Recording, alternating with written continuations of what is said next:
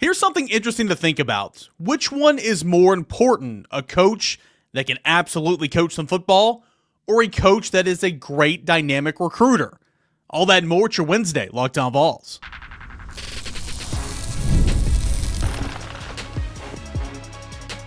You are Locked On Vols, your daily podcast on the Tennessee Volunteers. Part of the Locked On Podcast Network, your team every day. What is up, everybody? Welcome into it, your Wednesday morning edition of Locked On Vols. I'm Eric Kane. Appreciate you everydayers for joining the show, making it what it is. You guys know it, free and available wherever you get your podcasts, and couldn't do this show without our friends over at FanDuel. Super Bowl 59 is here. There's no better way to make every play more exciting than over at FanDuel Sportsbook. New customers can bet just $5, and if you win, you'll score $200 in bonus bets. Download the app today or visit FanDuel.com to go ahead and get started. All right, so got a fun show coming up. We're going to recap. We're going to react to Tennessee and Kentucky in segment number 3. It's in a late night hoops on a Tuesday. Elijah Simmons received and accepted an invitation to the NFL Scouting Combine. Who else could follow in his footsteps here in the next month? All that and more coming up here on a show, but we're going to start with a great question that was posed for the Volquest Mailbag podcast. It's actually coming out tomorrow. And Pon, I know you're listening to this or watching this, you're an everydayer, so I got this from you. And I thought it was a really, really good segment starter, a good show starter, really. It's a great thing to think about because we can kind of dive down deep and kind of pick it apart. What is more important to be a head coach at the Power 4 level, at the SEC, at the Big 10, Big 12 ACC, this college football playoff era? What is more important? Is it having a head coach who can absolutely get it done on the recruiting trail, bringing in top 10 classes, top 5 classes, numerous 5 stars, star rating, all that and more? Or is it having a staff and a head football coach that knows how to coach football? The quick answer and the right answer, because this is 100% true, in this day and age in college football, you got to have both, okay? You can't have one or the other. You got to have both. Now, can you excel in one more so than the other? For sure, and still be successful? Absolutely. But I think this is a very interesting topic. Now, you guys know me. I do this show. I'm the host of Locked On Vols. Love it. 3 years running strong. 4 years. 3, 2... Yeah, 4 years running strong. I've had a blast. My 4-year anniversary is actually coming up in the next couple of days. So, yeah, that's exciting. Anyway, this is one of my favorite things to do. But you guys also know that I work at Volquest.com. And what is Volquest.com? It's a Tennessee affiliate of On3. On3 is a recruiting site, very much like 247 and Rivals, okay? We make our money. We stay in business. Recruiting is the lifeline of the website. For any website under the On3 umbrella or 247 or Rivals. We do other things. We do game day coverage. We do breaking news, all that and more. The message boards are, message boards are number one. Recruiting updates and all that are number 2, but those go hand in hand, right? Because you drop nuggets and you drop information on the message boards, and that's kind of, why you have incentive to join the online community. By the way, come on over to Volquest.com. We got plenty of room. So recruiting is so important, and I mean it's my job, to cover recruiting. I work for a recruiting site, so it's so important. However, you've got to be able to coach some football. And I'm going to point you to 2 different offenses, or really 2 different teams, and I'm going to show you exactly how much a difference a coach that can actually coach some football makes. And I mean no disrespect to the previous coaching staff. I wasn't close to them. I was very young in my journalistic radio podcasting career, reporting career, so I didn't cross paths with them too much, but I know that Jeremy Pruitt's staff, there was a lot of coaches on there that can coach. I think Jeremy Pruitt is a great defensive coach. I do. I thought he was a very bad head football coach here, and that's just is what it is. You got the toys to play with. He was a great DC down there at Alabama, Georgia, won a national championship at Florida State, so on and so forth. So it's not like Pruitt and his staff couldn't coach. But just look at the 2020 Tennessee Volunteers and then compare them to the 2021 Tennessee Volunteers. And it's going to show you what a guy that knows X's and O's, guy that knows scheme, guy that knows game plan, how much better you can take pretty much the same group, if not a worse group. It was definitely a worse group talent-wise, and be a better football team. Okay, look at 2020. These guys were drafted. Whether they finished their careers at Tennessee, whether they transferred out, they finished their careers as draft selections for the NFL draft. Wide receiver Josh Palmer, This is the 2020 Tennessee Volunteers offense. Wide receiver Josh Palmer. He's still doing some things in the National Football League. Trey Smith. He's about to get paid in the National Football League, about to play in yet another Super Bowl. Velus Jones. He was a third-round pick in the National Football League. Cade Mays. He's still hanging around the National Football League. Darnell Wright was a top 10 pick in the 2023 NFL Draft or whatever it was. Jalen Hyatt, Biletnikoff Award winner, was a third-round pick by the Giants. Cedric Tillman, a third-round pick by the Browns. If not for injuries, man, this could have been his breakout year. He still had some really, really high watermarks, right? Wanya Morris transferred out, got drafted. He's with the Chiefs or was with the Chiefs. Eric Gray transferred out, got drafted by the Giants. Alante Taylor got drafted. Matthew Butler got drafted. Theo Jackson, what a great success story Theo Jackson is in terms of Tennessee. He got drafted. Henry To'oTo'o transferred out. He got drafted. Tyler Barron, of course, transferred out. He was on that team. He's going to get drafted this year, so on and so forth. So you're looking at like that group. Look at how many draft picks, exclude Tyler Barron because he's coming up in this year's draft. All those guys have been draft picks, okay? You look at that team, they were 3-7. They were not a good football team. Started out 2-0. Finished only winning one of the last however many games that was, right? Math is not my strong suit. That was not a good football team. And there was a lot that went on that year, no doubt. But look at all that talent. Look at all those NFL draft picks.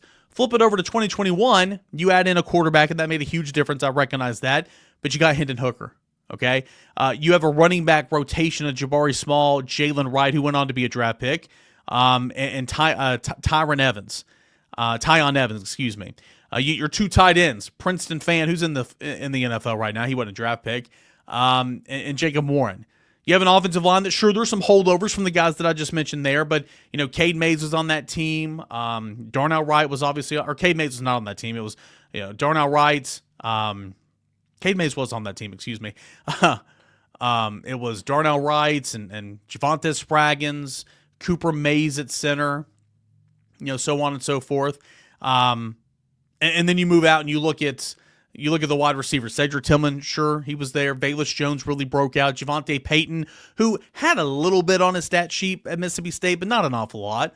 But he had a distinct role for Tennessee. Defensively, it wasn't a great year defensively, but Matthew Butler flourished, and he went on and got drafted and all that. So what I'm trying to say is you have a team that took a lot of the holdovers, added to it a little bit, and was completely behind the A-ball coming from, at the time, a group of 5 in UCF. And you turned a 3-win ball club into a 7-win ball club the very next year.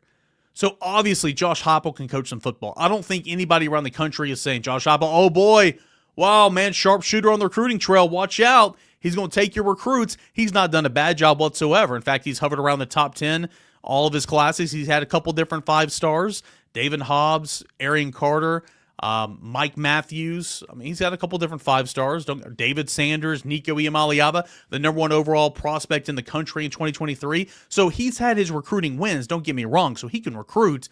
But Josh Heupel is known as a ball coach.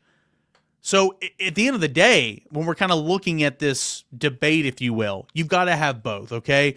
But if you had to pick one, you better have a football coach that knows how to go about attacking defenses, that can pick up on things, make in-game adjustments, study the film, come up with a great game plan, know how to connect to your players and get the most out of your players. Josh Heupel got the most out of Hendon Hooker. Josh Heupel got the most out of Cedric Tillman. Josh Heupel got the most out of Jalen Hyatt. Josh Heupel got the most out of some of these Velus Jones, where Pruitt and his staff or others did not.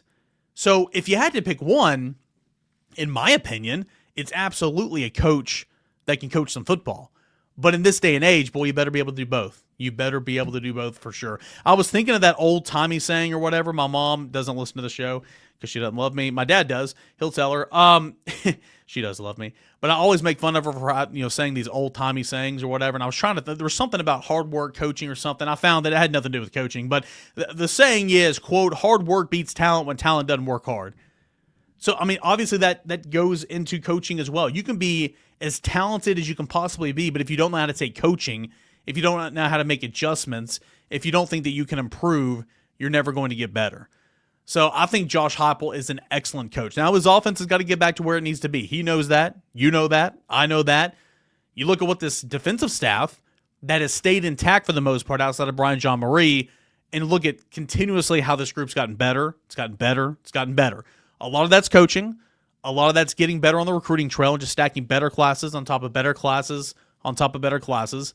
But you better have some coaches that know what they're doing, or you're not going to win a whole lot of games. Texas A&M. Now, Jimbo Fisher's won a national championship, okay? Is what it is. They tried to buy their roster in 2023. That did not work out. Okay, they had the highest payroll in all college football.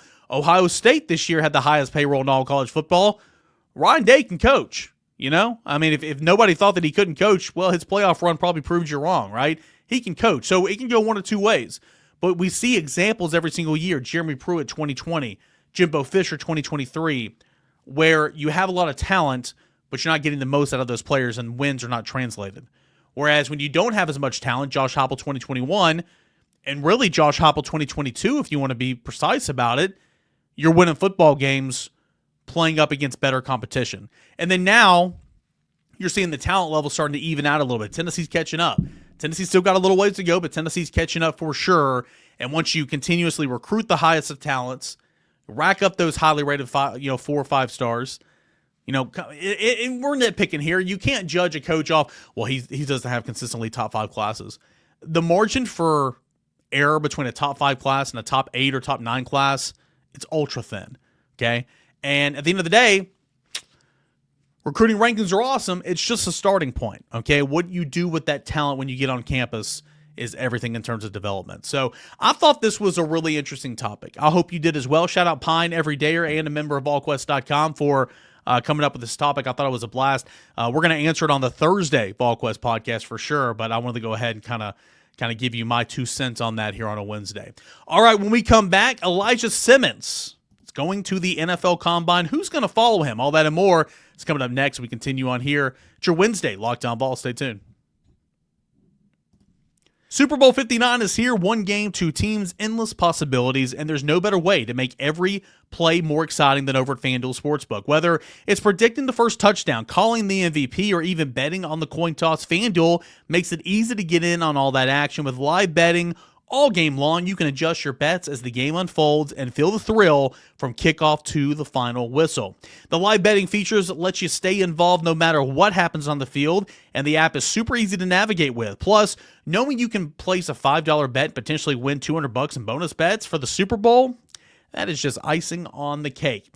Download the app or head on over to FanDuel.com to get started. Bet just $5. And if you win, you're going to score $200 in bonus bets. It's at FanDuel.com. Bet with FanDuel. It's an official partner of Super Bowl 59. Hey guys, before we get into our reaction of Tennessee and Kentucky on the hardwood, I do want to take a moment to talk about Elijah Simmons. He tweeted that he has received an invitation and accepted an invitation to the NFL Scouting Combine. And that doesn't come as a shock. Elijah Simmons has been one of the more intriguing athletes I've ever covered. His production on the field never screamed all-conference, all-American, or anything like that, but the potential has always been there. Why? Well, he's 6'2", 340 pounds, and he is super, super explosive. He is super, super athletic. You have a viral video that went all over the place in 2019 of him dunking a basketball and then of him hitting a full court shot. He is a singer, and this has nothing to do with playing football. I recognize that, but he is a singer. He is a really, really good singer. Sang the national anthem in front of a sold out Lindsey Nelson Stadium midweek game last spring, and did a great job doing it. He's an interesting fellow, but from a football athletic standpoint, the best for him is still to come, in my opinion, because the injuries derailed his career a little bit, and because he was a bigger guy, he had to work on his weight significantly the first couple of years that he was here, getting around 340, but being able to play at 340. Now, he was never going to be a guy that played over 800 snaps in a season like Matthew Butler did for Tennessee a couple years ago, like Amari Thomas did for Tennessee, playing over 600 snaps a couple years ago. Tennessee's got a big rotation. He was a complimentary player. He was going to get, when healthy, anywhere of 10 to 15 snaps. And it's what you do with those 10 to 15 snaps that kind of tells the story. His stats don't jump off the page or whatever, but to be an NFL prospect, you just have to have intangibles. You just have to have things that scream, I'm an athlete. And that 100% is Elijah Simmons. You got the NFL Scouting Combine It's going to be held February 24th through March the 3rd, so it's a little over a week. It's going to be at Lucas Oil Stadium, as it always is. The NFL official website says, hey, the Combine is, quote, allows NFL scouts to evaluate this year's top draft-eligible players on a variety of medical, mental, and physical criteria. It's essentially a job interview if you're not familiar with the NFL Draft Combine.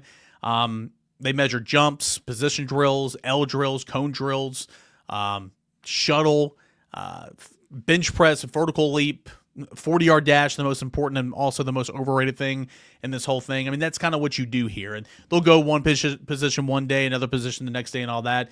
So Elijah Simmons has gotten an invitation to the NFL Scouting Combine. That is awesome. The NFL Draft is going to be at Green Bay. I believe it's at Lambeau Field. Yeah, if it's not at Lambeau Field, then where would it be? NFL Draft is going to be held at Green Bay, Wisconsin this year, April 24th through the 26th. More on Simmons. He was I want to say he was a two-time member, but I could only find, when I went back and tried to research this, I could only find him for the ahead of the 2022 season. But he was a part of the Athletics Freak List, Bruce Feldman. And that's the top 100 players where they're just, he says, let's see here. The list highlights a player who generates buzz inside the programs by displaying the unique physical abilities that wow even those who observe gifted athletes every single day. Again, because of its weight, because of his position, but because of his athletic ability, Elijah Simmons is highlighted on being on the freaks list ahead of the 2022 season. So you always knew that there was potential there for him. He finished his Tennessee career with 140 snaps played, 59 tackles, 7 TFLs, half a sack, 13 hurries, 3 quarterback hits. 2023 was his best year. He registered 19 tackles, 3 TFLs, 191 snaps, which was a career high for him. And so it got me kind of thinking, Elijah Simmons, no surprise. Who else could follow to the NFL Draft Combine? Well, I mean, some obvious ones. Remember, these are draft-eligible players, not just seniors. But you got a couple of guys down there. You got Dante Thornton at the Shrine Bowl this week. You've got Bru McCoy checking in at the Senior Bowl. Omar Norman-Lott checking in at the Senior Bowl. So you've got some seniors that are off doing their things right now. But James Pearce will absolutely be invited to the NFL Scouting Combine. Omar Norman-Lott, I believe, will be invited to the Combine. Simmons is already invited. We will see about some other. Dylan Sampson, I think, will. But gosh, that running back class is so large. Again, Dylan Sampson, according to Mel Kiper over at ESPN, he's the number 10 running back. And you look at that list of running backs, it's like, okay, well, that's a good player. That's good. I mean, he should be up farther. Don't get me wrong. He should not be the number 10 ranked running back in this class. But you do look at that list, you're like, well, that guy's a good player. That guy's a good player. That guy's a good player. I still think Sampson will get invited simply because he was just so good this year, and he was the SEC player of the year. So I think Sampson will be invited. James Pearce, I think Omar Norman-Lott will be invited. I think Cooper Mays will be invited because he's literally one of the top 2-3 centers in the draft. Sure, you can draft offensive guards, you can draft offensive tackles and convert them into center, just like you do in traditional recruiting. You don't go to high schools across the country and find your center. Go and say, okay, who's your center? Oh, I'm going to look at him. I'm going to recruit him to play center. You go look for athletic tackles who might be a little bit small, and then you put them at center at the next level. Same thing with the NFL, right? So it's not like that list is long, but Cooper Mays is one of the top centers, draft-eligible centers, so I could see him getting an invitation to the Scouting Combine. We'll see about Amari Thomas. I think Omar Norman-Lott will. We'll see about Amari Thomas. Bru McCoy, I don't know. I don't know. Now, they tend to take a lot more wide receivers because they're throwing a lot, so potentially. Same with Dante Thornton. If Dante Thornton could have stayed healthy this year, goodness gracious, his stats would have warranted for sure. We'll have to see about Bru McCoy and Dante Thornton. Wouldn't shock me whatsoever. Who else am I missing potentially? I don't think Tennessee will have a safety, no corners, no star. Keenan Peely, don't think so. Defensive line, am I forgetting anybody else? I don't think so. I don't think I'm forgetting anybody. Offensive line, I don't think John Campbell will. Don't think Dane Davis will. Javonte Spraggins, maybe. We'll see. Probably not, but we will certainly see. Yeah, that's pretty much it. So intriguing, to say the least. I'm excited to see who else follows, but certainly Tennessee's going to announce them all at one time. At least you think that they will. Elijah Simmons wanted to go ahead and do it. He will certainly not be the only Tennessee Volunteer that will be represented at the NFL Scouting Combine. All right, so I wanted to hit on that. Let's get into reaction. What did you take away from Tennessee's game against Kentucky last night at the Food City Center? All that and more as we continue on this Wednesday Locked On Vols. Stay tuned.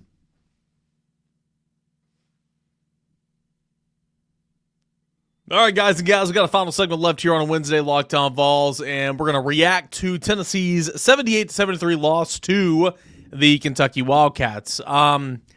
Yeah, no way to spin this one. This is a really bad loss. And you probably are saying, well, it's Kentucky. Kentucky's one of the better teams in the conference. Kentucky's one of the better teams in the country. I mean, typically that's the case, and Kentucky's not a bad basketball team, but it was without its starting point guard, who's the second highest leading scorer. It was without one of its other starting big men, down a couple of guys. This was not a full-strength Kentucky team. This is a Kentucky team that was 1-3 away in true road games. This is a Kentucky team that had lost 2 straights. This was a game that you had to have. And when you're talking about, well, it's really, really difficult to win in the Southeastern Conference, both basketball and football and all that. You win your home games. You win a couple of these, final SEC road games, and boom, you should be fine, get a favorable seed in the conference tournament, get a favorable seed in the NCAA tournament in March, and it can kind of be on your way. I mean, yeah, that's all fine and dandy, but I mean, you got to win these games at home. Tennessee was, leading up to tip-off, FanDuel had this game at 11 points for Tennessee. It's a bad loss. It's a really, really bad loss, and it's really frustrating that Tennessee continues to shoot the basketball just so poorly. I mean, Tennessee in this game, 35% from the field. Tennessee, 72 field goal attempts. 45 three-point attempts. 45 from 3, 72 in the game. 24% from 3, 35% from the field. You know how many mid-range shots Tennessee attempted in this game? 5. Tennessee was 2 of 5 for the mid-range. And I know a lot of people don't like the mid-range. It's kind of like, well, I mean, it's a low percentage shot. It's scoot up, go in the block, from the elbow, whatever. Scoot back, shoot a 3. I mean, I get all that, but when you're 11 for 45 from deep and 25 of 72 overall, hey, hell, it might benefit you to try to shoot a little bit of the mid range, right? Well, no, not for Tennessee in this ball game. 71% from the charity shot, 12 of 17. Meanwhile, Kentucky just couldn't miss. 25 of 50 overall in the game. Tennessee shot 22 more field goal attempts than that of Kentucky. 25 of 50 overall, and when you shoot over 23 pointers and you connect on 50% of them, they were 12 of 24, you're going to win that game almost every time. But oh wait, Kentucky tried to give it to you. Kentucky did not have a field goal in its last 5 minutes and 20 seconds of this basketball game. I mean, Kentucky did everything it possibly could to try to let Tennessee win this basketball game, yet it simply couldn't. Tennessee in the last 3:21 of the ball game was 1 for 10 from the field, all 3-point shot attempts, which was so frustrating there. I mean, you were down by 4. Tennessee just continued to shoot up threes, and it's like, you don't need a three-pointer. And I understand you were three-point shooting happy the entire game, but you don't need a 3. Why don't you take the ball to the rim, try to get fouled? I mean, a 2 would be fine in that situation. But no, Tennessee continued to shoot the threes. Tennessee in the final 3:21 of the game, 1 of 10 from the field, all 3-point shot attempts, 2 of 2 from the free throw line, 44 attempted 3-point shots in the game, or 45 attempted 3-point shots in the game. That is the third most shot attempts in a single game, 3-point attempts. Okay, let me start that over. 45 3-point shot attempts, the third highest single game 3-point attempt total in school history. Goodness gracious. I mean, that is asinine. Tennessee closing at Auburn. Tennessee made 1 of its final 7 field goals. Tennessee against Kentucky closed by making 1 of its final 11 field goals. At Auburn, it was 1 for 7 in 4 minutes. Against Kentucky, it was 1 for 12 in the last 4 minutes. So 2 for 19 in field goals on the final 4 minutes of the past 2 ball games. Not getting it done. Not getting it done whatsoever. Just a horrendous shooting night from the field. This has been a shooting slump Tennessee's been in for a couple of games now, and it's been really, really bad. I mean, you look at Tennessee, what it did overall in this basketball game. You got 15 points there from Chaz Lanier, and sure, that looks fine, but 5 of 14 from the field, 3 of 10 from 3. That's not the worst stat line you'll see. Scott Ziegler, who everybody was holding their breath, man. Everybody was holding their breath, hoping that he was going to be okay. When he went into the locker room after it looked like his right knee buckled there just before the half, he came back out. I want to say he played every minute of the second half, but he was fine, thank goodness. But not his night shooting whatsoever. 5 of 18 from the field, 1 for 11 from 3. You had Felix Okpara that didn't shoot the basketball much, 2 of 5 from the field. You had Darlin Stone Dubar, who just continued to try to shoot 1 of 7 from 3, 3 of 9 from the field. Jordan Gainey, not his night, 2 of 9 from the field, 2 of 8 from three-point range. I'll tell you what, though, it was Igor's night, man. I thought Igor Milicic played really, really well. Rebound away from a double-double. He had 19 points, 6 of 10 shooting, 4 of 8 from 3, 9 rebounds, 4 assists. And still, Igor was minus 17. Igor was minus 17 in this basketball game. Bishop Boswell was a plus 4. And Dubar was plus 20, which is actually the highest of all the team. But nonetheless, just not what you want to see. And then you look at Kentucky, who, again, give Kentucky credit. Kentucky was able to just have a really, really nice game shooting the basketball. Again, 50% from both 3 and from the field, 25 of 50 overall in the game. From 3, you were 12 of 24. Anytime you shoot over 20 3-point shot attempts and you're shooting 50%, chances are you're probably going to win that game. Didn't have your starting point guard, second leading scorer, didn't have a starting big man, and you still had, 1, 2, 3, 4, 5 players scoring double figures. Jackson Robinson was fantastic. Look at these 3-pointers, like 4 of 9 from 3, 3 of 3 from 3, 4 of 7 from 3. I mean, Kentucky was just all over it from deep, all over it from downtown. It's really frustrating because this is one of those games where you look at the stretch, and again, you're staying at home, but you have Florida coming to Thompson Bowling Arena at the Food City Center on Saturday, and sure, it's going to be a different game, and I recognize that, but the last time you saw Florida spanked that by 30 points. So you really needed this game to kind of propel you into some positive momentum. Is the season over? No, the season's not over. But I'm not going to sugarcoat it. This was a bad loss. This was an ugly loss. This was one of those losses where you're going to look back and say, boy, needed that one big time. A home loss to Kentucky. Kentucky that was shorthanded very much in this basketball game. But, hey, you just couldn't find the ball in the net, and Kentucky could only find the bottom of the net. And that's just kind of how this game was. So Tennessee will try to regroup. Tennessee will try to refocus. Florida comes to town on Saturday. Hopefully it will be a much more different outcome and a much more different type of game than the last time these two teams squared off. But Tennessee has got to find itself out of this shooting slump. And again, you had Kentucky that seriously left Tennessee, allowed Tennessee to do anything to try to get back in this game. No field goals for their final 5:20 of the game, that for the Wildcats. But Tennessee able to cut it within 1 at one point, losing by a score of 78-73. 5-point loss for the Tennessee Volunteers coming off a 2-point loss on the road at number 1 Auburn. Tennessee's got to find some offense, and Tennessee's got to find some offense in the worst way.